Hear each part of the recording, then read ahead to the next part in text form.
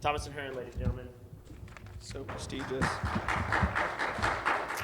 Awesome. So the first panelist we have today, his name is Daniel Herrera. He's a second-year law student at Charlotte School of Law and is the founder and executive director of the Herrera PAC. Everyone, please welcome Danny Herrera to the stage.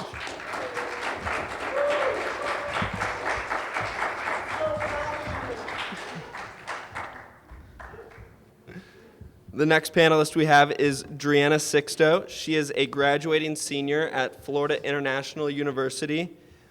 She is a double major in international relations and political science. She is currently a Turning Point USA field director in South Florida, and she was formerly the national recruitment director for Students for Rubio. Everyone, please welcome Drianna to the stage.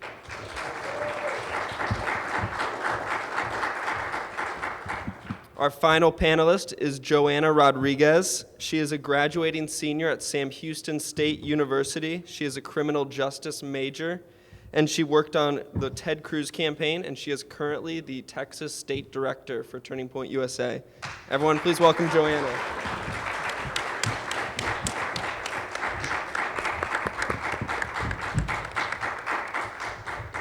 Awesome. So a little bit of pretense. This panel, it's going to consist of a lot of information about what it's like to be a Latino leader on campus, how to get involved, kind of just to set an example for some students who may want to get involved or want to know how they can get involved in a better way.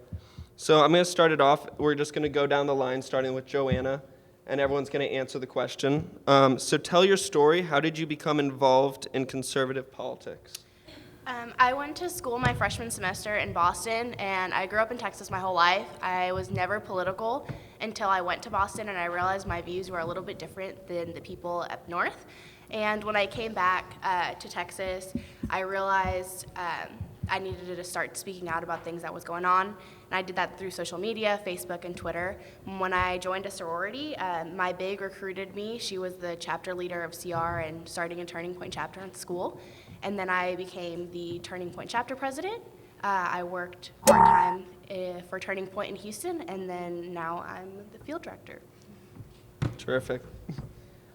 So my story of conservative politics goes way, way back. I guess you could say my family has been running from big government for a while. My grandfather was from Spain, and he ran from the Franco dictatorship to Cuba, and from there, there they had a lot of opportunities, so they took it. With nothing, in their pockets, they were able to create a great life for themselves, create businesses, have different houses. And once the dictatorship in Cuba took over, that was taken away from them. And so my father himself was affected by that.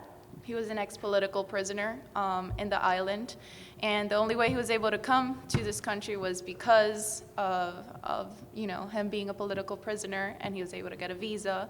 So he came here to give us a better life, but he made sure that we didn't forget what big government does and how it restricts our freedom. And as we were growing up, he made sure that we were involved in organizations like Los Ismaelillos. And he taught us about the importance of human rights. And I believe that conservatism and human rights really goes hand in hand. So I decided to study international relations, political science. I loved it. And I got really involved actually at the beginning of last year, because Senator Rubio was my professor at Florida International University when he announced. And I spoke to him before class. I'm like, "You're gonna run for president. I hope you do. And when you do, I want to be part of your team, so get me involved however possible." So he's like, "Okay, you want to help out? I'll get you started with an internship in his Senate office." From then on, I was contacted by Students for Rubio, became the Southern Regional Director for Students for Rubio, and it was my job to set up 15 state chapters in 15 states that were assigned to me, and I did that over the summer. We had Students for Rubio chapters in most of the major universities within those states. And so they're like, "Okay, recruiting's your thing. We're gonna make you the national recruitment director." And that's pretty much what I did until he sadly dropped out. And at the same time, I was volunteering with Turning Point USA, which I absolutely love because they are great at messaging to young people. That's what I've been doing. Hi, so my name is Danny Herrera. I come from Bayonne, New Jersey. Now, this is deep blue territory, okay? One of the most, within Hudson County, which is one of the most corrupt counties in New Jersey. I was actually volunteering for a mayor. His name was Mayor Mark Smith at the time. This was during high school. This was a gentleman I later on in my life ran against in the city council race. But that's where I first started. But I didn't really get into politics until I started going to college. I remember driving by the Capitol building and I said, you know what? I'm going to work there one day. I want to end up in the Capitol. And eventually I did. I ended up working in Congress. I worked for Congressman Robert Turner of New York. Took over after Anthony Weiner. I was very happy about that. And eventually for Matt Salmon of Arizona. And this was a strong conservative man. I mean, I loved working in his office. Best time I ever had. Eventually I worked at the RNC, worked at Freedom Works. Again, ran for office when I was 21 years old in 2014. Then I started getting involved with Turning Point. I was actually a speaker for the Latino Summit last year in Chicago. And then after I left Congress, I actually started my own PAC. And now we're running candidates all over the country. We're very confident that we're going to get a win, our first win in Rhode Island with Russell Taub. He was a former ambassador to the UN. I think we're going to do really well in that. We're even running candidates in Florida's 1st District. A good friend of mine, Rebecca Badlick, is running. She just broke $100,000 in her race. So I think this is really good for our PAC. And I encourage everyone to get involved, and of course, I'm part of the Latino caucus down here. I was the first mayor ever elected, so so I encourage everyone to get involved. And you know, I worked everywhere, and I'm happy to help you. That's why I'm here. Terrific. So another thing that a lot of students, I'm sure you all are going through, is being a conservative Latino on college campuses, which is definitely not a common thing. So how would you say, starting with Danny and going down the line, what it's like to be a Latino on college campuses? Well, I was very fortunate. I went to the Catholic University of America in Washington, D.C., which tends to be a little more conservative. It wasn't really until I got into law school. And again, I go to Charlotte School of Law in Charlotte, North Carolina. Now, this school is very liberal. I mean, the school even put out a press release. Is anybody here familiar with the HB2, the transgender bill that's going around? The school doesn't necessarily agree with me. I actually had a fundraiser with Dan Bishop, who was the sponsor of the HB2 bill, which Governor McCrory ended up signing. And, you know, I sided with him. I think that private businesses should absolutely have the right to set what's going on in their own business. But, you know, I do clash at my school. Again, it's very liberal. It's rough, but I feel like if you actually make the message, if you actually make the effort to go out and actually convert people and talk to them, just have a conversation with them. You know, they're very open to it. They want to see that you're human. They want to see that you're able to connect with them. And I think that's the best way to do it. Okay, well, my case is kind of special as well because I'm from Miami and I go to Florida International University, and there is a large Latino population there. But a lot of the population is actually surprisingly conservative, and there's a lot of Cubans there, and the Cuban population tends to be more conservative. So I feel like I have lots of brothers in arms in the conservative movement at FIU, and we get a lot of stuff done. Although it is great to break stereotypes, because sometimes you're in class and you're in a political theory class and people start saying, okay, Republicans are this, Republicans are that, and Latinos are supposed to be Democrat because of these reasons, and then you could just stop them right there and break that stereotype and, you know, educate others. So just being an oddball, an exception, I think makes people open up a little bit more to you and have to listen to what you have to say. So I'm from Texas, and our Hispanic population is really large, and I've been blessed as well to go to a semi-conservative school. So on my campus, I haven't had that much of a backlash being a Latino conservative. But I have had the chance to go to other campuses that are a lot more liberal than the school that I go to. And it's really difficult sometimes to table and have someone come up to you and ask you questions why you're a Republican and conservative and a Hispanic. They say that you're like a traitor to your kind or you're against your own people. And that can be really hard. But one of the things that Turning Point has taught me is just to be able to explain to Hispanics who haven't really gotten the chance to understand what conservatism does to us and helps us and makes us more free and pursue our liberty. So once you get to speak to them and kind of explain everything about limited government, it's easier to bring people to our side than them just depend on government for the rest of their lives. Definitely, thank you. So our next question, it is, what political issue today matters most to you? And we'll start with Joanna and then all the way down to Daniel.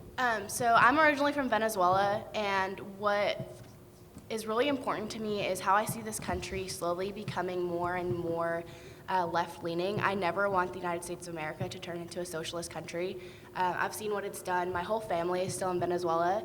So I would say my biggest political issue is the overreach of big government policies on our lives, just because if America turns into a socialist country, where are we going to go? Well, my interest is somewhere along those lines. I'm Cuban, so believe me, I feel you right there. And I think the most important issue right now is immigration. And Joe Walsh talked about it a lot. And the reason why immigration reform is so important and why these upcoming elections are so important is because I feel that if 11 million undocumented immigrants are legalized, which is what the Democrats are trying to do. They're trying to, get more legalized, registered Democrat voters on their side. I feel like we're not going to have an edge for the 2020 elections. I feel like we are just not going to have an edge anymore in the Senate and in the House and Congress. And that if they start voting for socialist policies, then it's going to be really difficult to turn this country back. And I don't want these people to make the same mistakes people from our home countries did. So I feel like we need to take two approaches, which is to educate them. In case they do in case they do become legalized by the Democrats, we need to educate them and we need to show them, look, this is the way to go, or we need to take another step to immigration reform to keep that from happening. Yeah, so I think Dorena and Joanna bring up excellent points. I mean, this is something we should definitely be focusing about. Anybody who follows me on Facebook or knows me personally knows that I'm a massive Second Amendment supporter. I go to the gun range every week, sometimes multiple times a day, and I'm looking forward to getting my concealed carry permit in North Carolina. And the Second Amendment, I think, is an extremely important issue. The Second Amendment protects the First Amendment, but also people should have the right to defend themselves. Every day we see in the news that there's something going on in this world, whether it's terrorism or just crime, people should have the right to defend themselves. And again, I think we need to understand that, and we need to acknowledge that we are in Orlando. Just a few weeks ago, we had a shooting at Pulse nightclub, I think that's something that we should really, really wake us up. We should be armed to defend ourselves. That's what the Second Amendment is for. It's for you to protect yourself, your friends, and your family. And again, I'm always a supporter of the Second Amendment. I'm out there. I think everyone should be able to, and you should be able to defend yourself. So. Awesome. Definitely all important issues. So what advice would you have for other Latinos who might be interested in becoming leaders in the conservative movement? And we'll start with Danny and head all the way down. So one of the things I always advocate for is getting involved in your local party. Reason being is because a lot of the county parties or the municipal parties have precinct chairs or members like that. So if you can get involved in those kind of areas, you can actually take over the county parties and eventually take over the state party. But again, I started off as a volunteer. I worked on a campaign, I knocked on doors. I still do that, and I'm happy to do that. If it means it's going to translate into votes, then that's absolutely fine.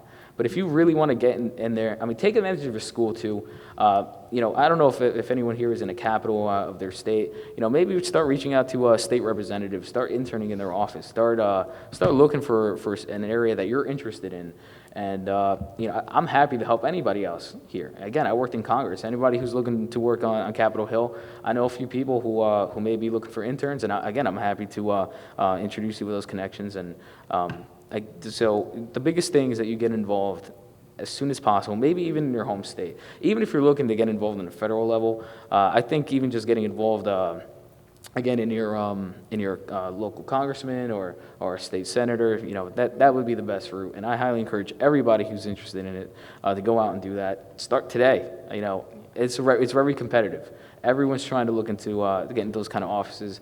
And again, I said, I'm here for this. When I started Herrera PAC, it's to help you guys out. It's to help the people here not only get elected, but get into positions where they can actually have some sort of power. And I encourage all of you to get involved. And if I can help you out in any way, please, I'm happy to do that for you. That was great. So I think that us as young conservative Latinos, we're a hot commodity. So if you want to volunteer in your local party or with a conservative organization, they want you. They really do, because they want more diversity, and they want to break stereotypes that the left has created for us. So they're more than happy to bring you in as an intern, as a volunteer, as part of a campaign. So really all it takes is your initiative to get involved and be bold about it. Like I said, first day of class, January of last year, Senator Rubio was sitting outside of the classroom, waiting for it to start. And I introduced myself. I'm like, hi, I'm Juliana Sixto. I am honored to be taking a class with the next president of the United States. That was a bit bold, but but I told them, I hope that you run, and if you do run, you can count on me to be part of your campaign. I'll do anything, knock on doors, get involved, and that's really how you get started. And if people see that you're willing to put in the work, they'll make sure you get the opportunity to do that, and that can lead to higher positions in the future. So, Yeah, I definitely agree with that. I think we should be bold in asking and joining other groups. Definitely start a Turning Point chapter or join a Turning Point chapter. Little plug there. But one of the things that happened when I joined a Turning Point chapter was shortly after, I automatically started getting more involved in local politics. And I heard that Ted Cruz was having a campaign headquarter opening, so I just went and I walked up to a random guy on his campaign. I was like, hey, I have a Turning Point chapter. I'm in Houston for the summer. I want to help out. What can I do? He gave me his contact information and told me to email him, and all I did was send him my resume. I wasn't very politically involved. The only thing I had was Turning Point USA on my resume at the time, and they accepted me, and I worked almost 6 months on that campaign in their headquarter office. So it was just taking that initiative, taking that first step, and it opened up the doors to so many more opportunities. I have a full-time job now with Turning Point and hoping to advance my career in politics with conservative organizations. So don't be afraid that you don't have things on your resume. Don't be afraid that you've never been involved in politics and you're a little bit older than these younger people who are more involved. Just take that step of faith and join whatever conservative organization or local party that you can get involved with. Definitely, and you can start that Turning Point chapter by going to tpusa.com. Just a little bit more of a shameless plug. So I think it's fantastic that you all are leaders in the Latino movement, or in the conservative movement. But can you cite a time in your life that you felt the conservative movement did not represent your values? And we'll start with Joanna. Yeah, so I'm a criminal justice major, and one of the things that I disagree with Republicans on a lot, or conservatives, is being hard on crime. I've learned through my criminal justice classes that sometimes being able to imprison someone for life isn't always the best option. We should look into rehabilitation of people. I worked at a juvenile detention center for a while, and I saw what the revolving door of crime did to these kids. They're never going to be able to have a real job in their life, so they just keep committing crimes. And I've gotten into some very heated discussions with people on this, but I just think that some conservatives should look into other venues of getting people out of the criminal justice system. So if there's any time the conservative movement hasn't really resonated with me, has been now. Just kidding. There's a difference between party politics and the conservative movement and their values. So with this crazy election, I think a lot of us has felt a little bit disenfranchised with our options and have been a little bit disillusioned with the people that are representing the party that is supposed to be the head of the conservative movement. The conservative movement in itself hasn't failed me. I feel like I still agree with the majority of the policies put forward. We just have to basically elect leaders that stick to the conservative ideals instead of aligning more with the party. So that's actually up to us. So if you want to change that, you're the ones that are going to have to look to fill those leadership positions in the future. So start getting involved while you're young, and later on run for public office, hold important positions that change the agenda. I mentioned like yesterday about how important the public school system is in educating our kids and, you know, molding what their ideals will be. So if you can influence in any way the public school system and the agenda that they set, I think that'd be great too. School board positions, anything like that. So, yeah. I think Joanna brings up an amazing point with criminal justice reform. One of the issues I advocate for that the Republican Party seems to push away against is marijuana legalization. I think that this is something that a lot of states are now starting to do, and you know, I think the the Republican Party will benefit from actually embracing marijuana legalization. Now, I think it's upsetting when a nonviolent offender can get a larger sentence than a rapist who happens to be a swimmer. You know, I think that's absolutely disgusting. You know? So I'm all for criminal justice reform, and I think that marijuana is the first step that we should be taking towards this. We should start embracing this before the Democrat Party starts doing it, because this is becoming a popular issue. States are starting to legalize it. We're going to see more states start to do it, and if we start embracing this message now, we can actually start talking about a conservative message here. Definitely. So what can Turning Point USA do to better engage Latinos? And we'll start with Daniel.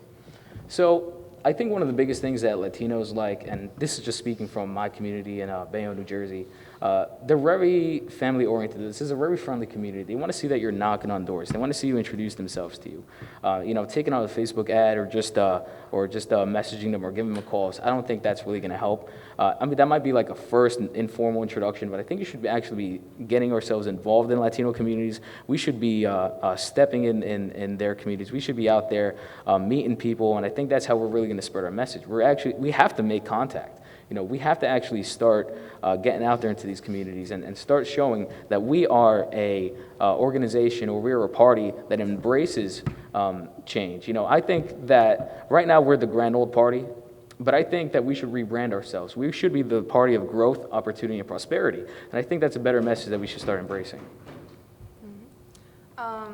I agree, and I think that Turning Point USA already does a pretty good job at reaching out to the Latino community, because we do have, you know, we do have information pamphlets in Spanish, we have stickers in Spanish, and we try to incorporate that.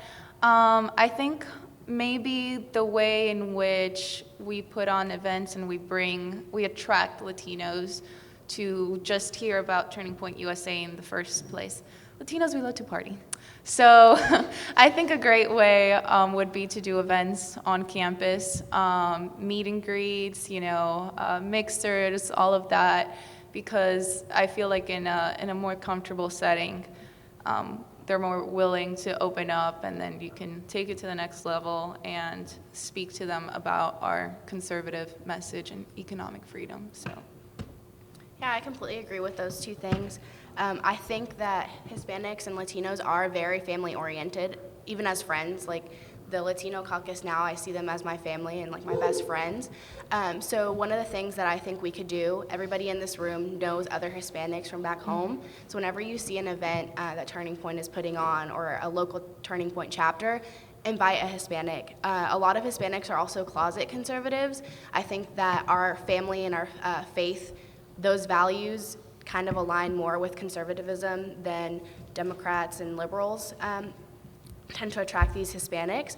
So I think if we just, hey, you should come with me to this event, just stick along, it'll be fun, we can go out to dinner, have coffee afterwards, whatever it is, just bring a friend and have them bring another friend, and eventually the Latino Turning Point USA movement will get even larger. Yes, and in closing, before we open the panel up for questions, what advice do you have for the attendees in the audience? And we'll start with Joanna.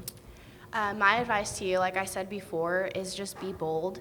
I was really scared to get into politics, and now if any of y'all have me on Twitter and Facebook, I am very vocal about what I believe in. And a lot of people have reached out to me through messages saying, I love what you do, don't stop doing it, don't stop posting about this kind of stuff.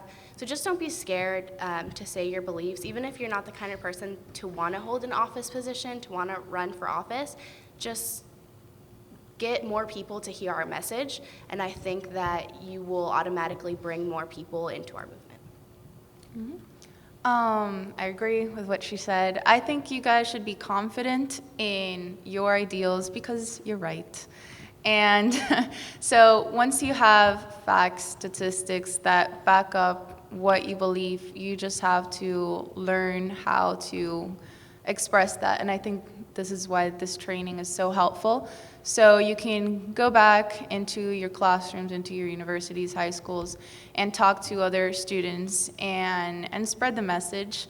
Don't be afraid to be that one conservative student in your philosophy class and political theory class that's debating the teacher and debating half the class. And, I think you should find that fun. And if you do that, you'll make your college experience a lot better. It'll better prepare you for field work. It'll better prepare you to recruit others. Because if you start taking on those small groups, that's your class, which at first can seem a little bit intimidating. Just imagine, what you'll be facing in the future. Maybe you'll be speaking to an audience like this or a bigger one, and you can influence them like that. So get out there, start doing good work. Yeah, I absolutely agree. I think the best thing that you should do is start going out and just pick an issue and start advocating for it.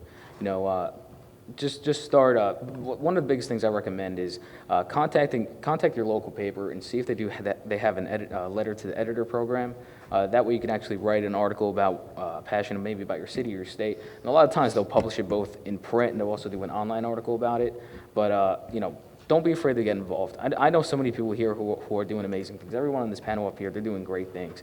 Brittany Lopez is doing phenomenal. And one of our biggest, actually one of my best friends, Juan Pablo, actually just ran for Board of Ed up in New York. And, he did an amazing job, But this is what it's about.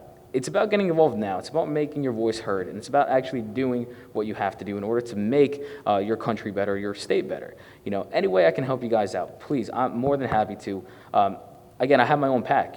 Find us on Facebook, facebook.com/the Herrera Pack. Again, if there's something that you guys need help in, I am more than happy to do that for you. And please, just contact me if you ever need anything. Awesome. So we'll open the panel up for questions from the audience. You can either ask individual questions or one for the entire panel. Yep.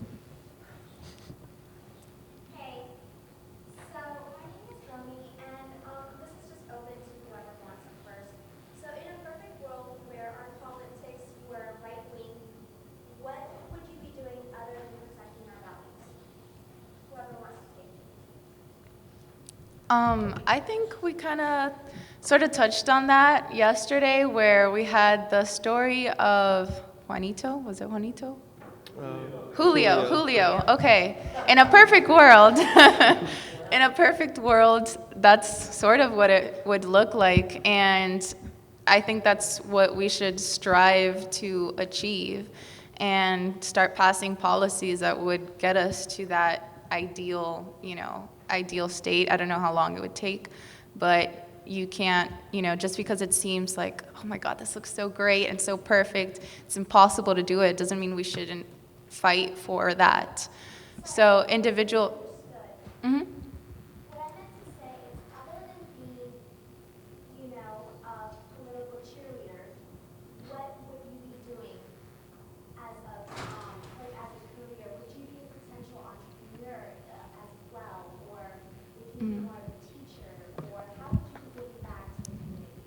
Other than being a political activist. That's a great question because I've been thinking about that myself for the last couple of weeks because I'm graduating this summer in political science and international relations. I'm doing a double bachelor's. And so there's options. There's different options and ways that you can influence people. So you have to see your best fit. And I've been thinking, maybe I want to go to law school and be a lawyer, because then that'll help me prepare for a position as an elected official. Or maybe I don't even like that, because these elections have disillusioned me so much that, your success in life depends on people voting for you. And the people so far in this country have elected Hillary Clinton and Donald Trump as the potential nominees for, president of this country. And so that has me questioning that path. There's, you can go do a graduate studies program, have a PhD, be a professor at a university. And as a professor in a university, you influence a lot of bright young minds. And maybe instead of brainwashing them into a liberal while they're in college, you can instill some conservative values. And those are people that are going to go forth and maybe take on an elected position themselves or spread that message. Maybe do grade school or run in the school board like Juan Pablo did. And you can set the agenda, not just for university level students, but K through 12, which is honestly where a lot of students get brainwashed. I was in gifted classes the majority of my elementary, middle school time, and I used to have, for example, this professor, history professor, that I had for 3 years straight, teaching the gifted class, the same group of students, bright minds, and he would say, okay, class, what do Republicans stand for? What are the 3 R's? Rich, religious, Republican. Who do they represent? The rich, religious, Republican. 6th, 7th, and 8th grade. That's where students are being, really influenced, and you can make a difference as a school teacher as much as you can make a difference as in an elected position. So it depends really what you want to do. So it's up to you. Just real quick. So to add to that, I would say find your passion. Not everyone in here is meant to run as an elected official. Before I got involved with Turning Point, I really wanted to be in the FBI or DEA, which is completely different now. But whatever your passion is, if you want to be a singer, if you want to be an actor, I was having a conversation with someone last night about this at dinner. Whatever career it is that you want to have, it doesn't have to be in politics. Just influence people. We see people in Hollywood that are crazy left-wing liberals, and they are influencing our generation and people younger than us by what they say on TV, in their music videos and their songs. So find your passion and lead as example as a conservative in that field. Daniel, would you like to do it? Yeah, just real quick. I think in a perfect world where everything is going right, doesn't mean it's always going to stay right. So one of the biggest things that I actually thought about or even advocate for is getting involved in the educational system. Whether you want to be a college professor, I mean, that's probably something that I would end up doing outside of politics, like you said, because I think it's very important that we keep people educated on what the Constitution stands for, on what individual liberty means, and basically the principles that our country was founded on. And I think that needs to be reinforced. What was it that Ronald Reagan said, that liberty is only one election away from being taken away, or something along those lines. Generation away, yeah. So, and I think that's absolutely right. If we keep people educated on what we stand for, we have to keep reinforcing it, or else it's just going to go away. Definitely. Any other questions? Justin? So this question is strictly for Mayor. I don't know if the camera or not, but so as someone who's more of a liberty conservative, as someone who kind of like Joanna, talked about justice reform, I know you have as a Ron Paul kind. I'm curious to what you think about Islam and so I'm curious to know what you think about Islam, especially how they treat women, especially like marriages and stuff like that. I'm just kind of curious about what you think about that. Yeah. So again, I'm not going to get involved in another religious. I mean, I'm a Christian. I'm a Roman Catholic. Now, I think that in this country, we need to protect civil liberties, and again, everyone here deserves the same protection. And if anyone is infringing on somebody else's civil liberties, I think that that's obviously a problem that needs to be addressed. So. Any other questions? The girl farthest to that row. My question is kind of like a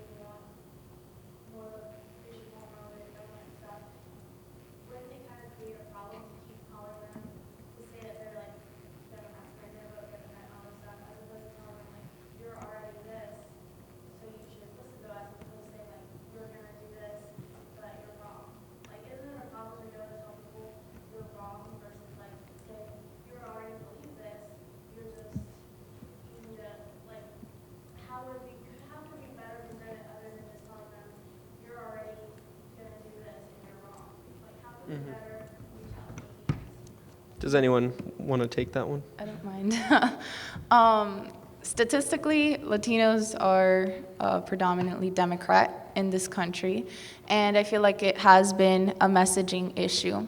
And I think it's mostly about who has gotten to reach out to them first. So when they first come to this country as migrants, who is the first person to reach out to them, the Democrats or the Republicans? And who is, we talked about how they can be easily confused into thinking, okay, Democrats, democracy. You came to this country for democracy, therefore you are a Democrat. I'm going to register you as a Democrat. And I agree. Latinos hold some conservative principles near and dear to their heart, like family, religion, community.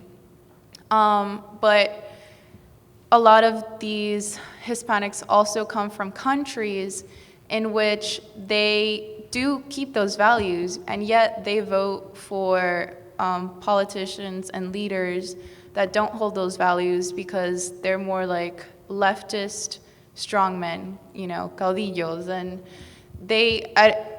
it's kind of like cognitive dissonance because they are running from countries where they voted for those policies. They voted for strong authoritarian type leftist leaders, and then after the country's in a mess, they had to come to this country for economic opportunity.